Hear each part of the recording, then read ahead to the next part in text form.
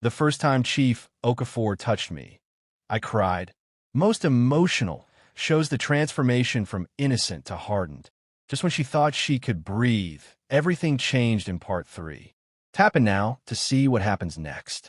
Don't forget to subscribe and stay tuned for more.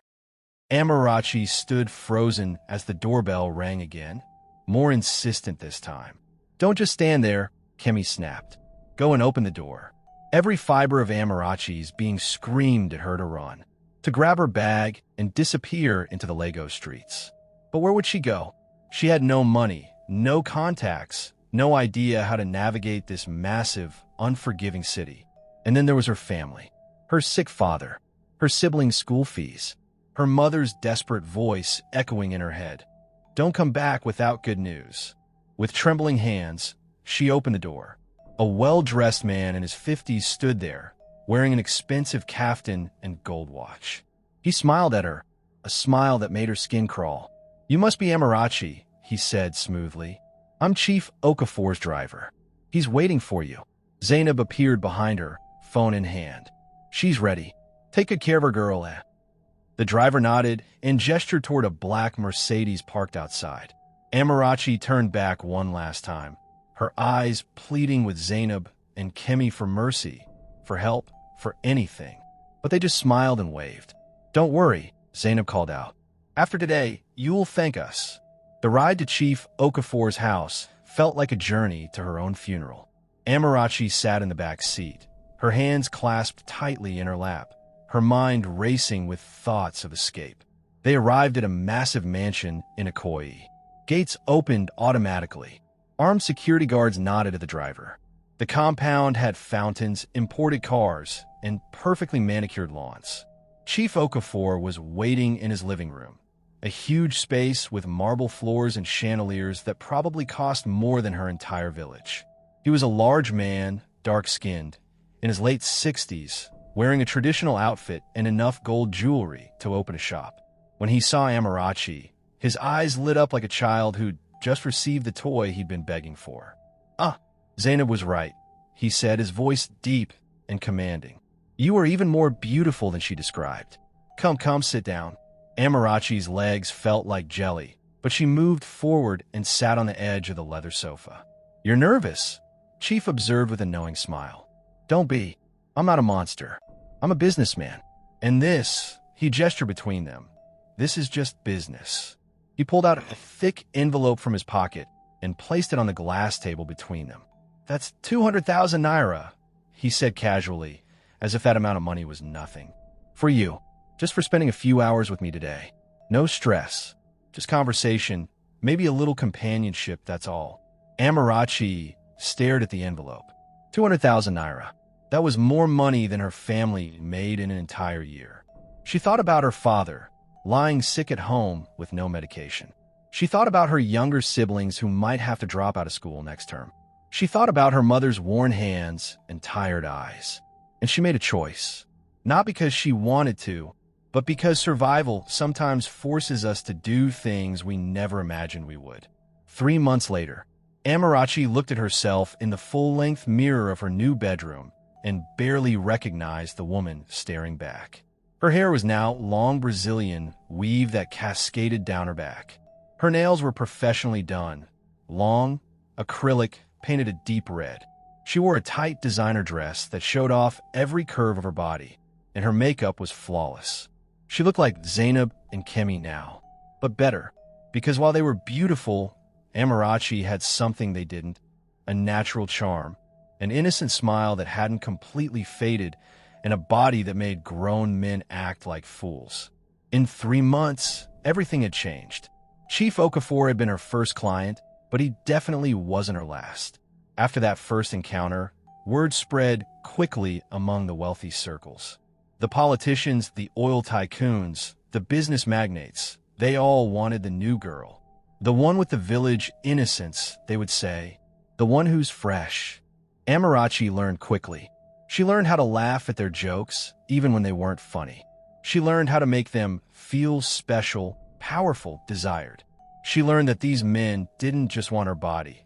They wanted the fantasy that a beautiful young woman actually cared about them. and she gave them that fantasy for price. Her phone now had contacts saved as Uncle T Senator, Baba Ikith Al-Haji V's Import-Export. Each name represented thousands, sometimes hundreds of thousands of naira. She had moved out of Zainab and Kemi's apartment after just 1 month. She now lived in her own 2-bedroom flat in Lekki Phase 1. She drove a Honda Accord, not as flashy as the Range Rovers, but it was hers, fully paid. Every week, she sent money home to her family. Her father's medication was now affordable. Her siblings were back in school, wearing new uniforms. Her mother had stopped calling her with desperate pleas and now called with prayers and gratitude. But the most shocking change was how she had surpassed her teachers. It started subtly. Senator Adelik, who had been Zainab's main man for over a year, called Amarachi one evening. "I've heard a lot about you," he said on the phone. "I'd like to meet you." Amarachi knew this was dangerous territory. Zainab had literally introduced her to this life. Taking her client would be the ultimate betrayal.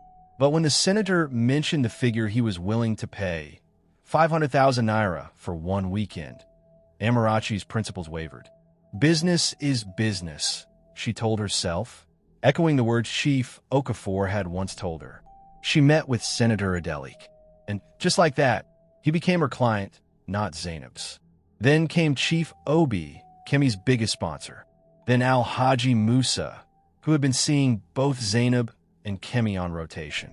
One by one, the wealthy men who had once been loyal to Zainab and Kemi started requesting Amarachi instead. It wasn't just about her body, though her curves were undeniable. It was her approach. While Zainab and Kemi had become jaded, demanding, and sometimes rude to their clients, Amarachi still maintained a sweetness, a gratitude that made the men feel appreciated. "She's different," Chief Obi told his friends at their country club. "She's humble. She makes you feel like a king, not an ATM." Within 3 months, Amarachi had become the most requested girl in their circle. Her rates were now higher than Zainab and Kemi's. Her schedule was fully booked. She had men offering to fly her to Dubai, to London, to South Africa. And Zainab and Kemi noticed. It was a Saturday evening when the confrontation finally happened. Amarachi had just returned from a shopping trip. Gucci bags, Louboutin shoes, designer everything. When she found Zainab and Kemi waiting outside her apartment building. "Oh, look who's now too big to answer our calls," Zainab said, her voice dripping with venom. Amarachi sighed. She'd been avoiding them for weeks, knowing this conversation was coming. "Zainab, Kemi, what's going on?" "What's going on?" Kemi stepped forward, her face twisted with anger. "You stole our clients. Every single one of them. Senator Adelik, Chief Obi, Al-Haji Musa. They're all with you now." "I didn't steal anybody," Amarachi replied calmly, though her heart was racing. "They called me. They chose me. What was I supposed to do? Say no to money?" "Yes," Zainab shouted. "We brought you into this business. We showed you the way. And this is how you repay us? By taking our men." Amarachi felt something shift inside her. The guilt she'd been carrying began to evaporate, replaced by something colder, harder. "You didn't bring me into this business to help me," she said quietly. "You brought me here to sell me like a product. You collected 50,000 naira deposit before I even knew what was happening. You set me up. So don't stand here and act like you were doing me a favor. We gave you a chance to make money." Kemi shot back. "And I took that chance and made more money than both of you combined," Amarachi said, her voice steady now. "That's not my fault. That's business. Isn't that what you both taught me? That this is just business?" Zainab's face went red with rage. "You ungrateful village rat. We should have left you there rotting in poverty." "But you didn't," Amarachi replied, picking up her shopping bags. "You brought me to Lagos. You introduced me to this life. And now I'm better at it than you. That's not betrayal. That's competition." She walked past them toward her building entrance. "This isn't over, Amarachi," Zainab called after her. "You think you've won? You think you're untouchable now? Wait and see. Lagos has a way of humbling people who fly too high." Amarachi didn't turn around. She just kept walking, her high heels clicking against the pavement, her designer bags swinging at her sides. But as she rode the elevator up to her apartment, Zainab's words echoed in her mind. Lagos has a way of humbling people who fly too high. She looked at her reflection in the elevator mirror. The expensive clothes, the perfect makeup, the cold eyes that no longer looked innocent. 3 months ago, she was a desperate village girl who didn't know how she'd survive in Lagos. Now she was the most sought-after runs girl in the elite circles, making more money in a week than most people made in a year. But as she entered her empty apartment, surrounded by luxury and silence, a small voice in the back of her mind whispered a question she'd been trying to ignore. At what cost? To be continued. Comment below.